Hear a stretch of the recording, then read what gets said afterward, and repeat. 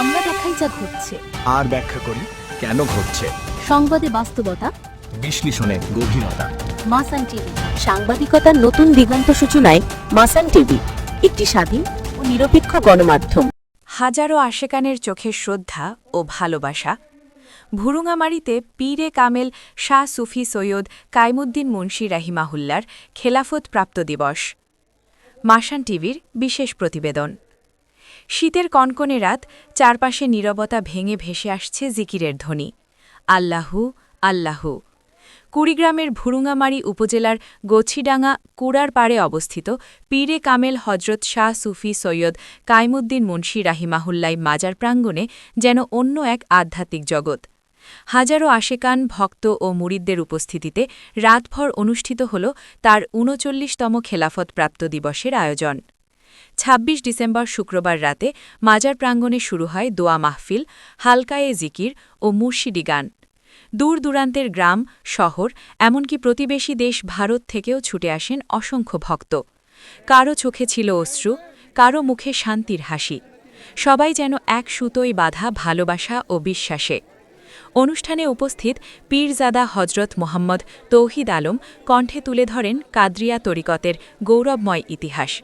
তিনি স্মরণ করিয়ে দেন কুতুবে রাব্বানী ও মাহবুবে সুবহানী বড়পীর হজরত আব্দুল কাদের জিলানী রাহিমাহুল্লার নিকটতম খলিফা এজাজত প্রাপ্ত হয়ে ইরাকের বাগদাদ থেকে জলপথে পাথরের উপর ভর করে বাংলার মাটিতে আগমন করেন।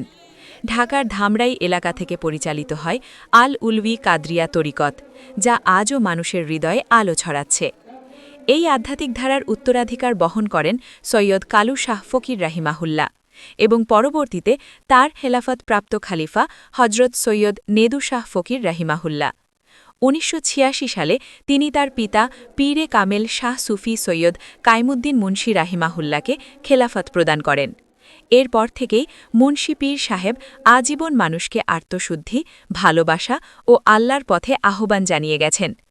ভুরুঙ্গামারীর পাইকের ছড়া ইউনিয়নের গছিডাঙ্গা কুড়ার পাড়ে বসবাস করে তিনি বাংলাদেশ ও ভারতের হাজার হাজার মানুষকে কাদরিয়া তরিকায় মুরিদ ও শিষ্য করে তরিকতের শিক্ষা দিয়েছেন। তার জীবন ছিল অহংকারহীন, নিভৃতচারী ও মানব সেবায় নিবেদিত। ১৪০০ বাংলা সালের ১ বৈশাখ তিনি ইন্তেকাল করেন, কিন্তু তার ওফাত মানে শেষ নয়। ভক্তদের বিশ্বাসে তিনি আজও জীবিত।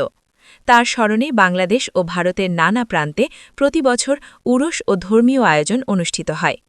রাতের শেষ প্রহরে বিশেষ মোনাজাতে দেশ, জাতি ও বিশ্ব মানবতার শান্তি কামনা করা হয়।